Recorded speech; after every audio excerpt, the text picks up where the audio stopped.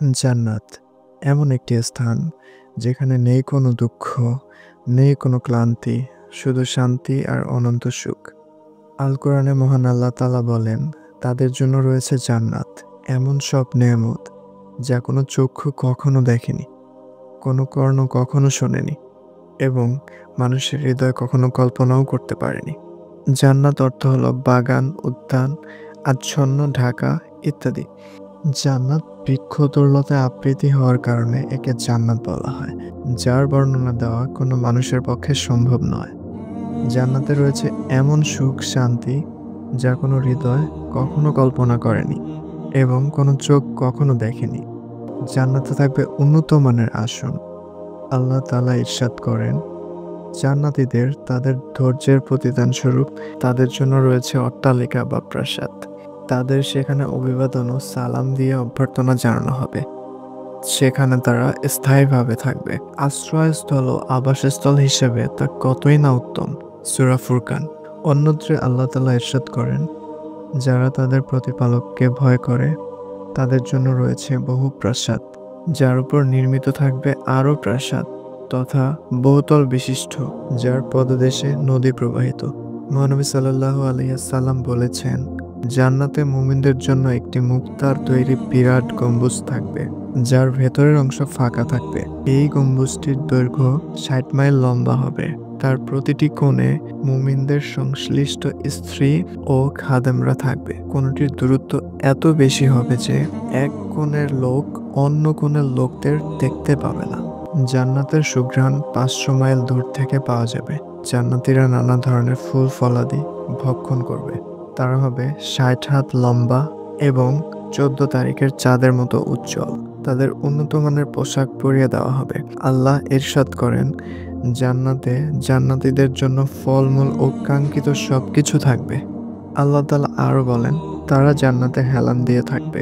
সেখানে তারা প্রচুর ফলমূল ও পানীয় বস্তু আনতে বলবে।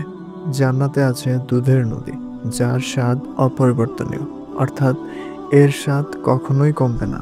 ও পানকারীদের জন্য সুস্বাদু সুরার নদী এবং পরিশোধিত মধুর নদী, ও তথায় থাকবে বিভিন্ন ফলমূল ও তাদের প্রতিপালকের ক্ষমা। জান্নাতের ১০০টি স্তর রয়েছে। প্রতি ২ স্তরের মাঝে আসমান ও জমিন সমান ব্যবধান বর্তমান। ফিরদাউস হচ্ছে সবচেয়ে উঁচু জান্নাত। সেখান থেকেই জান্নাতের ৪টি ঝর্ণা প্রবাহিত হয় এবং এর উপরেই আল্লাহ তাআলার আরশ স্থাপিত। নবী সাল্লাল্লাহু আলাইহি সাল্লাম বলেছেন, তোমরা আল্লাহ তাআলার নিকট প্রার্থনা করার সময় জান্নাতুল ফিরদৌসের প্রার্থনা করবে।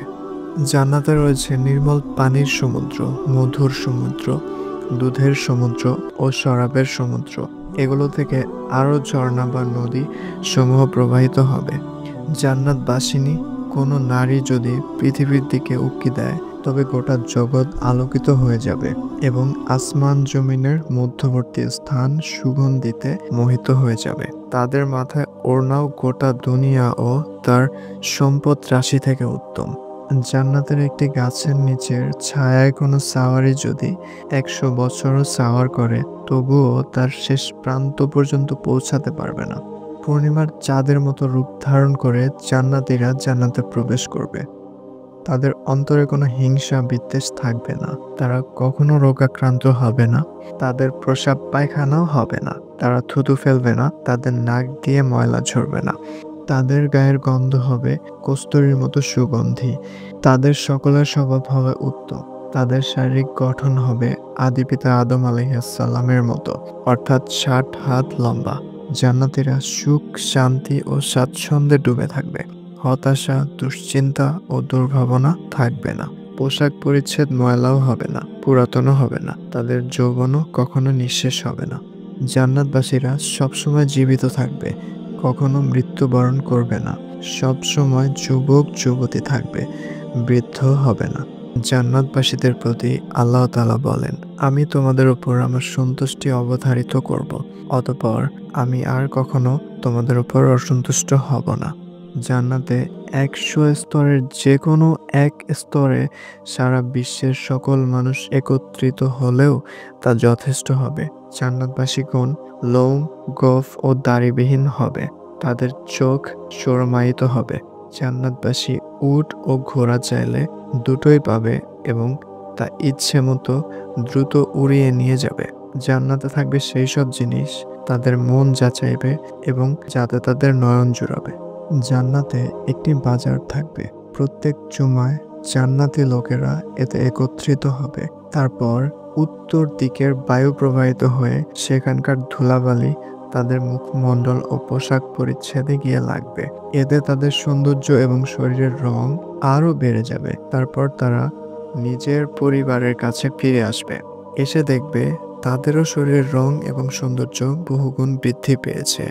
তাদের পরিবারের লোকেরা বলবে, আল্লাহর শপথ, আমাদের নিকট হতে যাওয়ার পর তোমাদের সৌন্দর্য বৃদ্ধি পেয়েছে। উত্তরে তারাও বলবে, আল্লাহর শপথ, তোমাদের শরীরের সৌন্দর্য বৃদ্ধি পেয়েছে। জান্নাতে এমন সব নিয়ামত প্রস্তুত রয়েছে যা কখনো কোনো চোখ দেখেনি, কখনো কোনো কান শোনেনি এবং কোনো অন্তর কখনো কল্পনা করেনি। রাসূলুল্লাহ সাল্লাল্লাহু আলাইহি ওয়াসাল্লাম বলেছেন, জান্নাতে হুরদের সমাবেত হওয়ার একটি জায়গা রয়েছে। তারা সেখানে এমন সুরেলা আওয়াজে গান গাইবে যে আওয়াজ কোনো মাখলুক ইতিপূর্বে কখনো শোনেনি। তাদের গানের কথাগুলি হবে, আমরা তো চিরসঙ্গী, আমাদের ধ্বংস নেই, আমরা তো আনন্দ উল্লাসের জন্যই, আমাদের দুঃখ কষ্ট নেই, আমরা চিরসন্তুষ্ট, আমরা কখনো অসন্তুষ্ট হব না। তাদের কতই না সৌভাগ্য যাদের জন্য আমরা এবং আমাদের জন্য যারা। পৃথিবীতে যে সমস্ত নারী আল্লাহকে ভয় করে চলে তারা জান্নাতের মধ্যে হুরদের চাইতেও বেশি সুন্দরী হবে। পৃথিবীর স্বামীরা তাদের প্রতি আরো বেশি আকৃষ্ট হবে। সুতরাং নারীদের উচিত সবসময় আল্লাহর অনুগত থাকা। হে যুবক, চিন্তা করে দেখো, দুনিয়ার ধার্মিক সুন্দরী রমণী পেতে হলে কত কষ্ট করে নিজের চরিত্রের হেফাজত করতে হয়। তাহলে জান্নাতের সেই হুর পেতে হলে কি করতে হবে? হুর কাদের জন্য সৃষ্টি করা হয়েছে তুমি জানো কি? জেনে রেখো, আল্লাহ তাআলা ওই সব বান্দাদের জন্য হুর সৃষ্টি করেছেন যারা তাদের কামনা বাসনা একমাত্র মহান আল্লাহর সন্তুষ্টি হাসিলের জন্যই বিসর্জন দেয়। জান্নাতে সবচেয়ে বড় নিয়ামত হচ্ছে আল্লাহর দর্শন লাভ। যেই আল্লাহ তার সৃষ্টি এত সৌন্দর্য দিয়ে পরিপূর্ণ করেছেন, একবার কি কল্পনা করেছেন সেই আল্লাহ কতটা সুন্দর হতে পারে? আল্লাহকে দেখার পর জান্নাতীদের অবস্থা ঠিক কেমন হবে? সেই মুহূর্তে তারা ইতিপূর্বের সকল নেয়ামতের কথা ভুলে যাবেন। অর্থাৎ একটু আগেও যে সকল নেয়ামতরাজির কারণে জান্নাতীরা সুখী ও আনন্দিত ছিলেন, সে সকল নেয়ামতকে আল্লাহর দিদারের তুলনায় ফিকে মনে হবে। ইতিপূর্বে তারা কল্পনাও করেনি যে মহান আল্লাহর দিদার এতটা সুখকর ও প্রশান্তিময় হতে পারে। জান্নাতের সবচেয়ে বড় নেয়ামত হবে আল্লাহর দিদার বা আল্লাহর দর্শন লাভ। আল্লাহ বলেন, সেদিন অনেক চেহারা সজীব ও হাস্যোজ্জ্বল হবে। তারা তাদের প্রতিপালকের দিকে তাকিয়ে থাকবে। দুনিয়াতে যেমন সব মানুষ বিনা বাধায় সব জায়গা থেকে স্পষ্টভাবে চাঁদ ও সূর্য দেখতে পায়, জান্নাতীরাও কোনো অসুবিধা বা প্রতিবন্ধকতা ছাড়াই আল্লাহকে স্পষ্ট দেখতে পাবে।